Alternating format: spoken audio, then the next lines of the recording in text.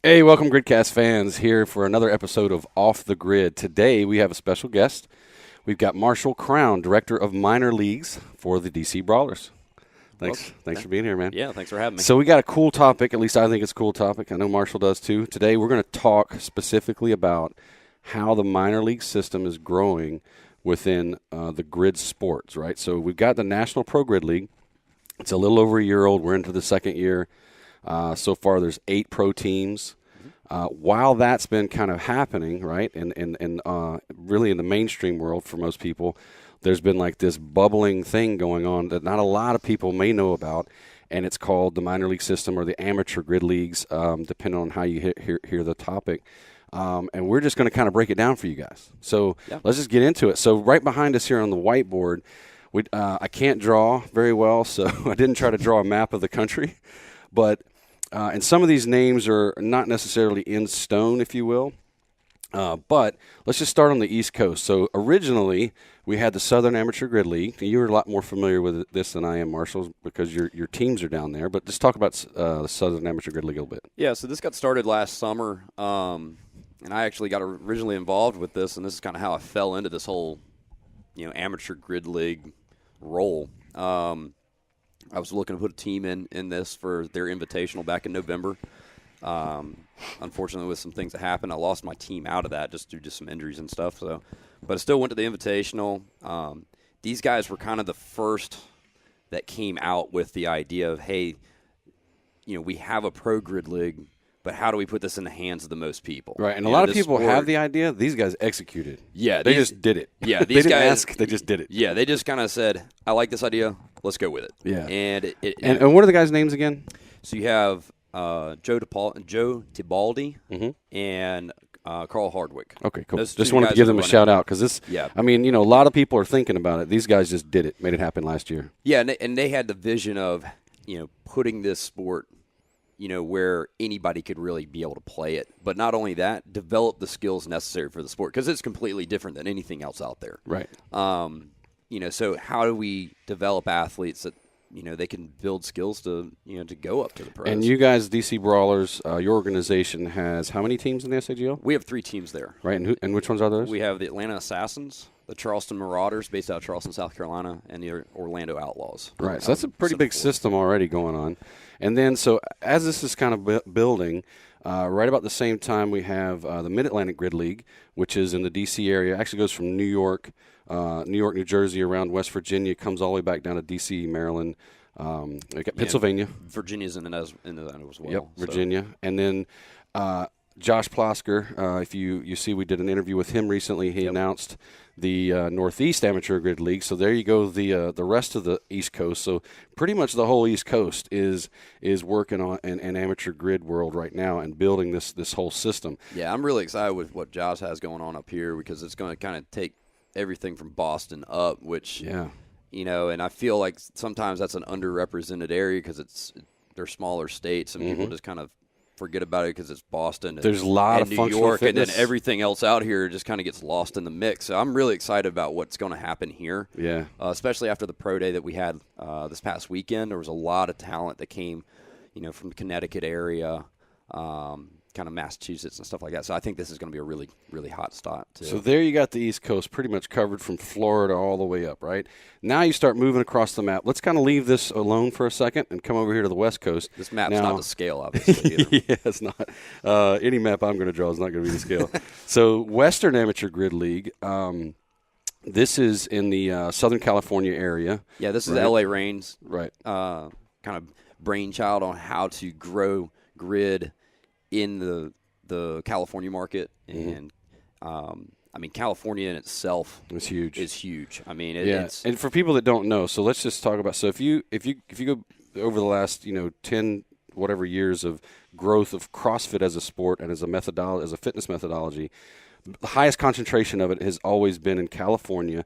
Second highest concentration in the country is going to be the Mid-Atlantic region, reaching all the way down into like the Atlanta.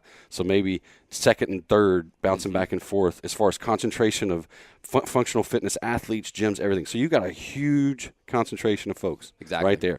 Now let's go up north a little bit. Now this name probably isn't correct because we talked to the San Francisco Fire guys and gals that are working on this. So it started off as kind of as an idea of the Bay Area Grid League. But it's probably going to grow from that really and kind of encompass most of the Northwest, I think. So, don't hold me to this acronym, but that's kind of where it started.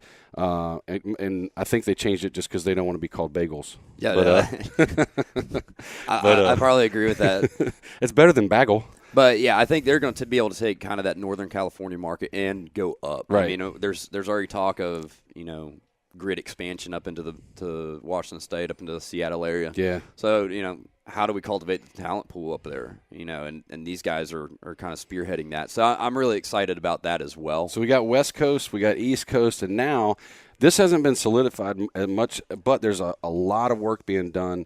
We know in the Rocky Mountain area, we know in the Midwest. So those are probably right behind West Coast, East Coast. This is developing. And then if you guys will see, there's this big blank hole, which would normally be the country of Texas, right?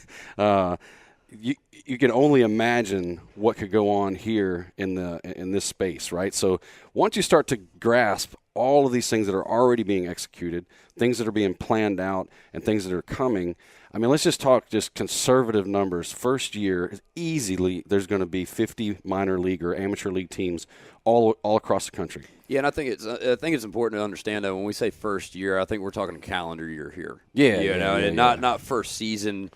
That all this is going to happen in this first season. I mean, these two guys are, the MAGL and SAGL are obviously going to be kicking off this year.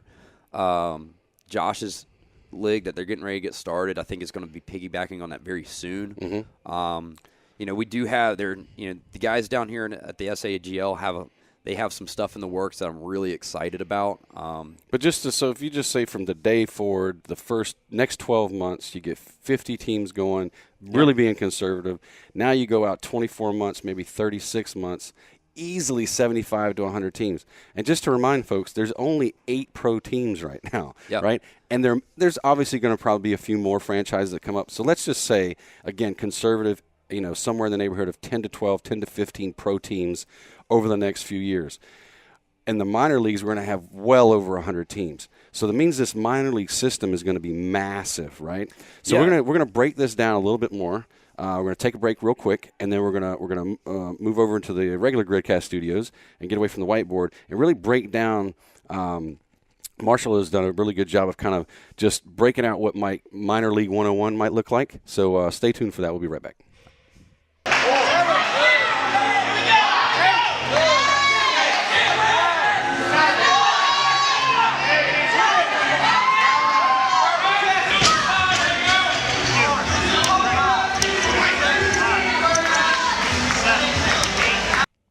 All right, folks, we're back again. So, again, we're here with Marshall Crown, Director of Minor Leagues for the DC Brawlers. We started off, Marshall and I did, talking about the leagues and how they're spread out across all over the country.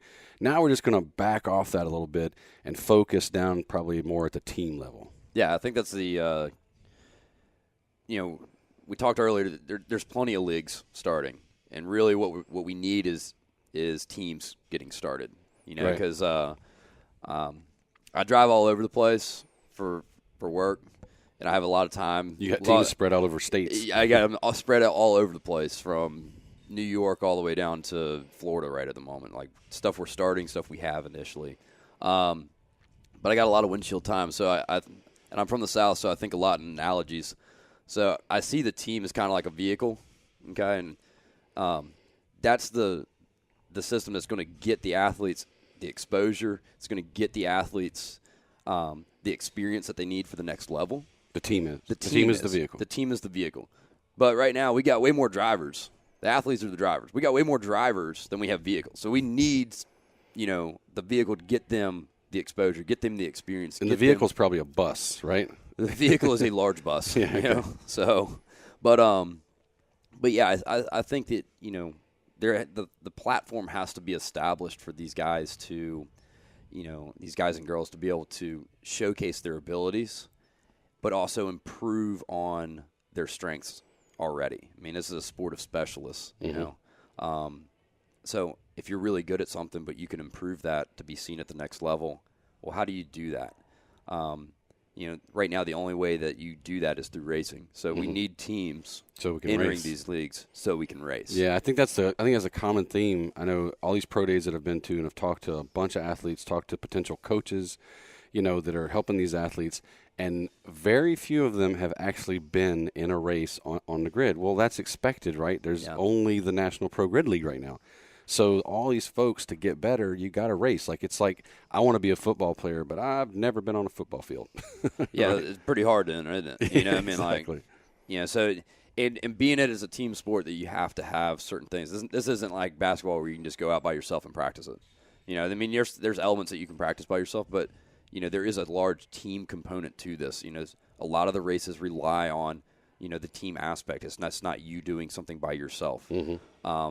So, you know, we need that avenue for these guys to get that experience. Well, so let's say now that we're talking team level, if I'm a guy or gal out there and I want to get one of these teams started, let's kind of break down again, minor league teams 101, what that would take, or at least, you know, let's talk in generalities, what we think it would take to give some structure to that. So first off, structure of the teams. How would the teams be set up? What do you think?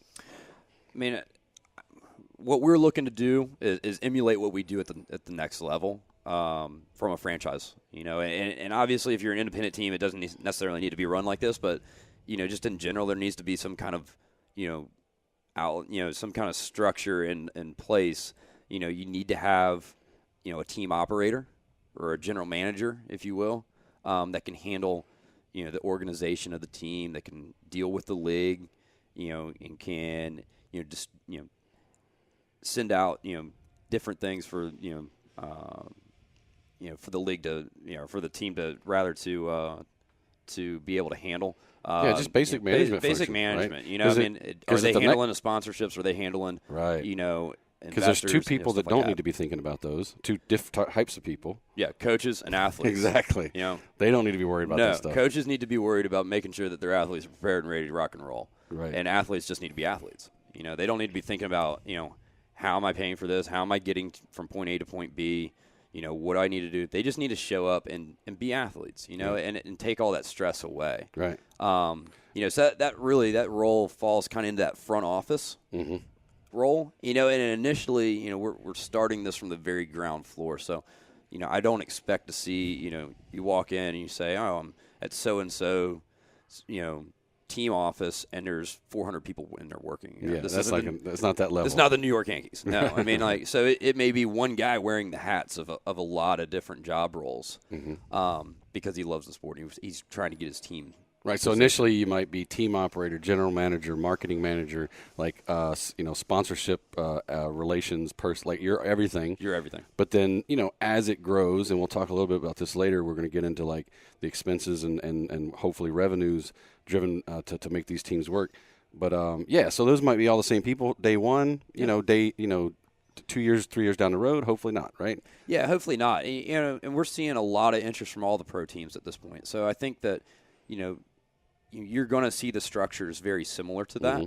And I think even the independent teams that'll come out, there may be loose affiliations with other pro teams. Maybe the pro team doesn't own them, but they help them out. Sure. And kind of guide them on how to do things. But it's in the interest of the sport. Yeah, and you guys got to understand it.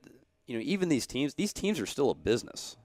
So, you know, for the team to operate efficiently, it needs to be run as that. It just can't be like, hey, we're throwing down every weekend, you know, and just this isn't church league softball. Right. Just because it says amateur, it's still, you know, this is the platform to get people to the pro level. Right. It has to have organization. It has to have management. Exactly. Yeah, I think it's important, and that I have this discussion all the time with potential gym owners. I've owned a gym for years, and you have folks that come in and say, hey, I love coaching, I love training, I love working with athletes, I'm going to open a gym. And they don't grasp that they just said they're going to start a business, right? Yeah. So you have to know you're starting a business first, You have to have management and infrastructure and organization. Then you get to go be a great trainer, right? and then you may not have time enough to be a great trainer. So this is kind of the same thing. If you're out there and you maybe own a gym or whatever, and you say, hey, I want to have a team. Okay, take that same approach. Build the business, build the organization first, and then worry about the other stuff. Yeah, I mean, always fall into what you're strongest at. I mean, if you're the numbers guy and not really great getting in front of people, then you probably don't want to do that role. Right. So I even see, for the, these teams that are more independent level teams, you can find the right pieces to the puzzle to put together a really strong front office staff, if you will, Sure. a really strong management team to really make sure that your team's successful. Because our responsibility is not only to the league to make sure that the league is strong, and that comes from a strong team, but it's also to the coaching staff. It's also to the athletes. I mean, absolutely. I mean, if you're running the business inefficiently and you're running the team inefficiently, the people that suffer are the athletes. And those are the teams that we see fail, regardless of the sport. I'm not talking about grid. Exactly. I'm talking about any sport. Those are the teams that fail, not because the athletes weren't great or the coaches weren't great. It's because the management wasn't great. Exactly. So we got the structure of the team generally, front office, coaches. Now that maybe start out with one coach. It may end up being a head coach, an assistant coach, and specialty trainers. But, wherever you're at along that growth, and then the athletes, of course. So those are the basic structures. Let's talk about now. Let's say I've got that figured out, and now I want to wrap my head around what the initial costs are going to be, or maybe the ongoing expenses. Let's talk about that a little bit. Yeah. So the initial cost coming on board is obviously going to be your league fee that each team pays. Whatever that may be, we see that change in different markets. Sure. Obviously, because of cost of living and everything else. Almost all of these events are held at one central location. Mm-hmm. So we're not necessarily playing home and away matches yet at this level. Yet, and I'm driving it towards that at some time. And I think it's important to note, though, if people are thinking about what will those league fees look like, you can't expect them still to be pretty high because you want them to be, because you want the league to have the resources to actually function. So what I mean by that is, it's going to be a few $1,000s. That may be $2,000 depending on the market, or it might be $10,000, but it's not going to be $500. No. There's going to be a fee. Yeah, and it should be. Because the league is reliant on that money. It's not being underwritten by anybody else. Right. It's not being supported financially by anybody else. Not initially, anyway. No, for sure. So all the leagues need money. It doesn't matter what sport it is. They all need the money to be able to operate, the best venue possible. So we got the league fees. What is the other? What are some of the other big ones? Some of the other big, our major costs that we see right now. Moving forward, what we really have to be, considerate of is travel. Yeah. Especially with us, we have teams that are spread out in different states, and we're all convening in one location. Mm-hmm. For us, having a team that may be more than 3 or 4 hours away, now puts a set of challenges on that. You're talking about athletes that are still amateur athletes. They have day jobs. They have families. They have everything else that in their daily world that's right. You just can't say, hey, be on the bus at 5 a.m. on Friday. We're traveling because we have a 9-hour trip. Right. We can't do that every weekend to people like that. So we need to be able to find a way to, keep travel costs relatively low because our whole budget can't be tied up in that. I mean, your market is going to be based off of sponsors and investors kind of from the local team. That's the way you should grow it. Right. It needs to be grassroots style growth for the sport. Well, you're not probably going to, one team may be able to do that if they're from New York. They get a lot of money maybe. But if you have a team, from a smaller location and say West Virginia for the MAGL, they, just the market might not be able to support them putting together enough money to travel 7-8 weeks. Right. So those things have to be kind of thought out a little bit. So we got league fees and travel, and I would say probably travel. I would think travel is going to be your number one expense. Number one. Yeah, because not only are we talking about, when we talk travel, there's the expense of getting your team there, however you do that, whether you got a team bus, whether you get a sponsor to do the team bus, which we'll talk about, ways to do sponsorship and revenue and stuff in a few minutes.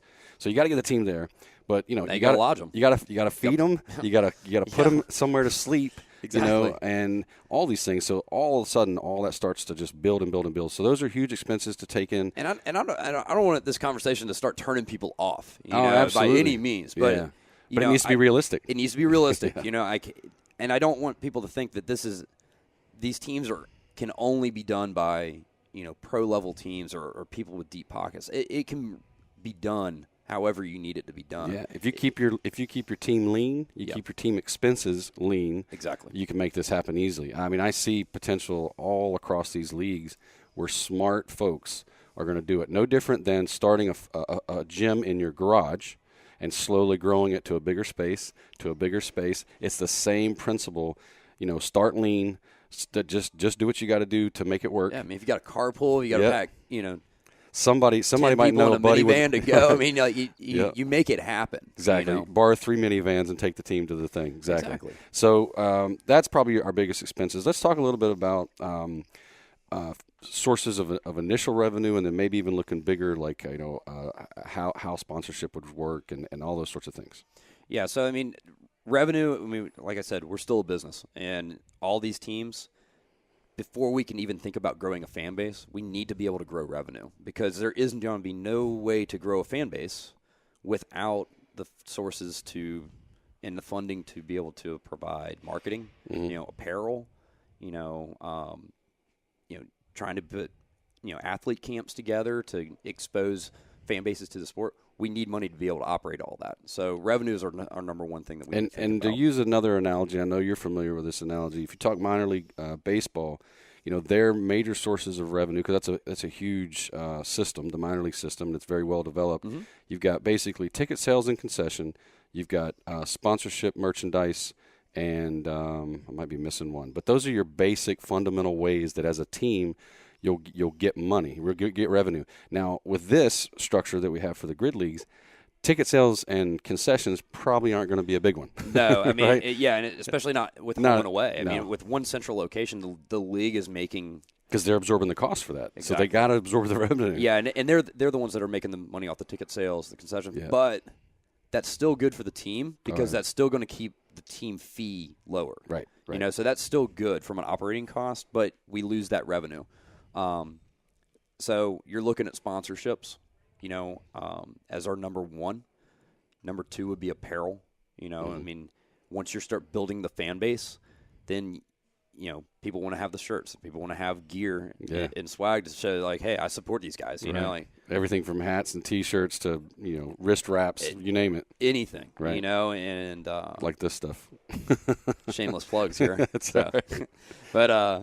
But yeah, I mean, I think there's different levels in there.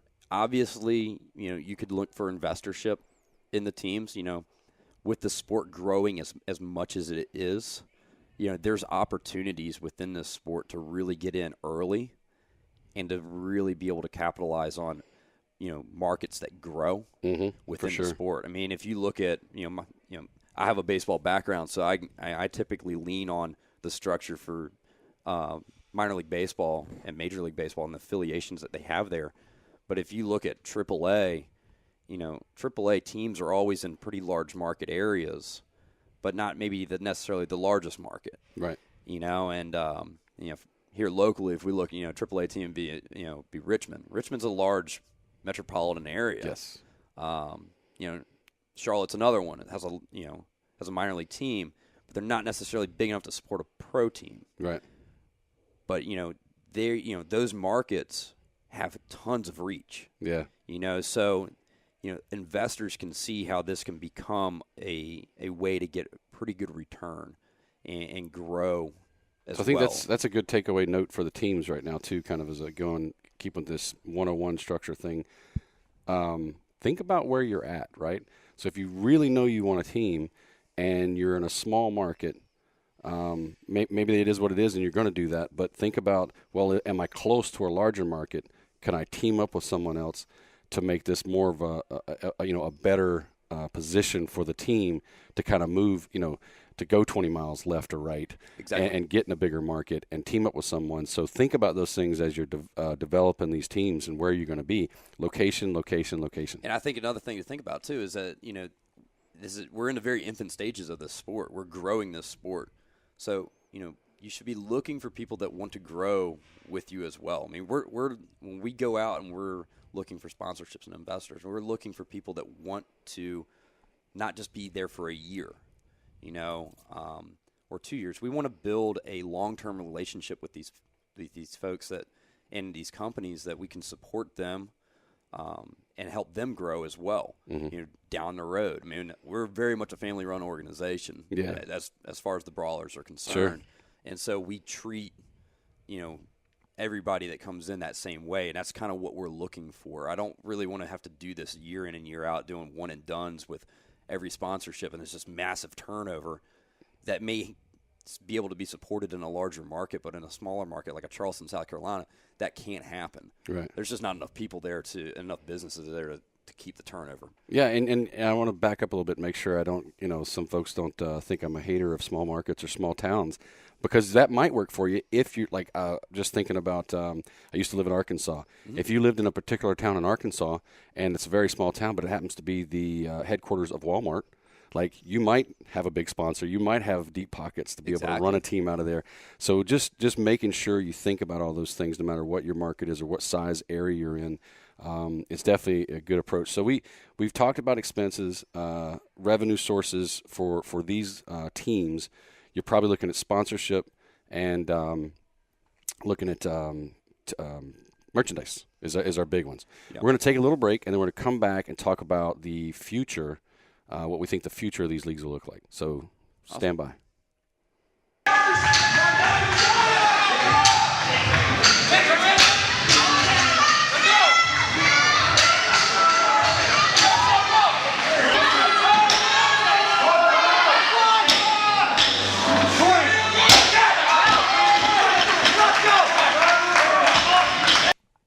All right, Gridcast fans, here we are back again.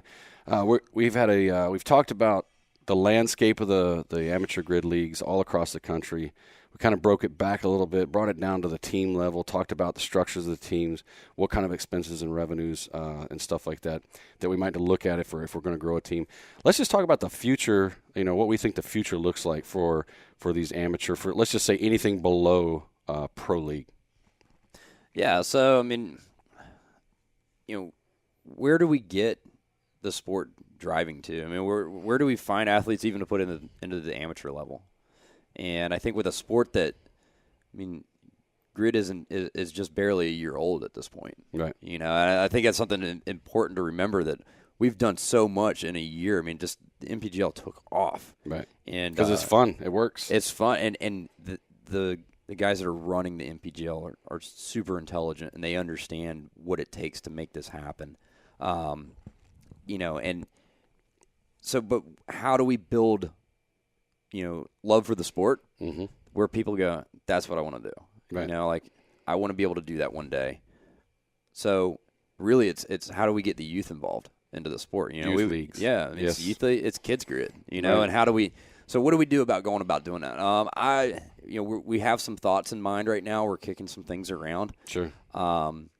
Everything is going so quickly that we want to, I like to move fast, but I also like to be kind of deliberate in how we move fast, if that makes sense. Absolutely. So I don't want to just jump in and just be like, Well, we know that's. I mean, it's almost corny to say it now. Like, what's the future? It's the kids, right? Well, I mean, it's an obvious thing, but it's something that a lot of folks aren't talking about. But if you look at soccer and football and hockey and baseball, it all starts with I got 3 kids, right? It all starts when they pick up their first football, their first baseball bat, or their first, whatever, hockey stick, and they're like, oh, I want to do this. Like, this is cool. And why? Because they're seeing it on TV. They're seeing it at schools, at high school. They see it at college. So I think it is obviously it's almost the growth has to go backwards, right? So now we got this pro league. Now it just needs to start happening at the adult amateur. Now you go to the youth. And you encompass all that. Well, I think you're already starting to see it, too, because, I mean, look at who came into CrossFit early on, right? Mm-hmm. It's kind of that, late 20s to, mid to late 30s age group right now. Mm-hmm. That was kind of on that front end of it. Yeah. Well, now they're all having kids. And, exactly. Perfect thing, a buddy of mine sent me a video. His son's 3 years old. And he sent me a video of his son, and they were just working out in the gym. and he's sitting over there with his little plastic barbell set right. that he's got. And his clean looks amazing, right? And he's 3 years old. Because nobody's messed him up yet. Exactly, but he's got exposed to the sport. And yeah. He thinks it's fun because he sees his dad do it. No, I got a 3-year-old girl who has that little, and I wish I knew the company because I give them a plug. But they make those plastic, kettlebells and the barbells. Yep. She takes that thing and just snatches it above her head, and you'd have thought she just like won the Olympics. Yeah. And she lets it drop, and she walks away with her hands up. I mean, she That's sees awesome. that. Yeah. So the future's definitely with the kids. Let's talk about this is a topic you and I have talked about before. Maintaining, go ahead and accepting across the league and across the teams that we need to stay consistent. Yeah, I mean, we definitely need to have parity between all the leagues. That's important moving forward, especially for professional organizations as we look to add teams in different markets and different leagues. Obviously, some markets are more expensive than others, as we talked about earlier. But, if I know that, this league is going to be very consistent with this other one from A to B, then the way I'm planning stays very consistent. But if you have, League A running very consistent in pretty much exactly the way that the MPGL runs, and then League B comes in and they're completely different, the sport is too young to be able to. Not enough people know about the sport. Not enough people understand kind of the nuances of the sport yet. Yeah, and you're doing your have athletes, a bunch of bastardizations of the sport yet. Right. And you're going to do your athletes, your coaches, and your teams a disservice as a league to do that because they're not going to be prepping to go to that pro level because they're not going to be doing the same thing. Exactly. I mean, if we were trying to get everybody ready for a basketball, team. I wouldn't say, train people on a rim that's this big around, with a ball this big. I mean, it's just not. Right. Let's just stay consistent and accept it. And, there's going to be a lot of innovation, I'm sure, in our sport. Yep. I'm sure people are going to come out with some great ideas, and grid will evolve. I mean, football started with some funky little leather helmets and, a pigskin, a ball that doesn't look anything like it does now. Yeah, I mean, technology drives any sport as well, but I think we'll get there. We're getting there, but everything is moving so quickly that, even the things that we thought about 2 months ago, we've already kind of moved from that onto something else because we saw that, if we had that same mindset, it wasn't going to, project us where we wanted to be. So we're constantly innovating all the time. So even some of the stuff we talked about, by the time you watch this, might have changed a little bit. Yeah. So yeah, and I think maybe we'll wrap this up with the idea, and I'll get your thoughts on it. That let's accept that slow and steady growth is important. This thing's a fast-moving train, but we can take time to take a deep breath, slow down a little bit, make sure we do it right the first time. Yep. Learn from lessons that we might have made some mistakes. We've obviously seen some teams at the pro level that were a little shaky and kind of fell off. There's athletes that things. Let's look at all that and try to make good decisions moving forward. What are your thoughts on that? Yeah, I think it's important. I mean, if we jump in too soon just to make a splash, right? But we can't swim. We're not doing ourselves any favors. But we can make a lot more impact if we take it just a little bit slower in the beginning. We can move a lot faster on the back end because we've set ourselves up correctly, and that comes from setting up the right managements. It comes from setting up the right systems. So my advice to teams moving forward is take the time to make sure that works. Take the time to invest in that, and then mash on the pedal. But don't just jump in the car and haul down the road, and then all of a sudden, you're already on vacation. You haven't even packed your bags. Don't even know where I'm going. I'm just running down the road. Yeah. So I mean, come up with a plan. Get yourself going. In the right direction, and then go at it full bore, and you'll be successful when you do that. Well, thanks, man. Marshall, I appreciate your time today. We've talked a lot of great things about the minor league system. We're going to have you back on because this thing is going to keep growing. There's going to be lots of information out there. Again, goes back to, we got 8 teams in the pro league. We're going to have hundreds maybe in the minor league system. There's going to be plenty of things to discuss later. And thanks for being on the show, man. Yeah, I appreciate it. Thanks for the time. This one's for you. Brawl out.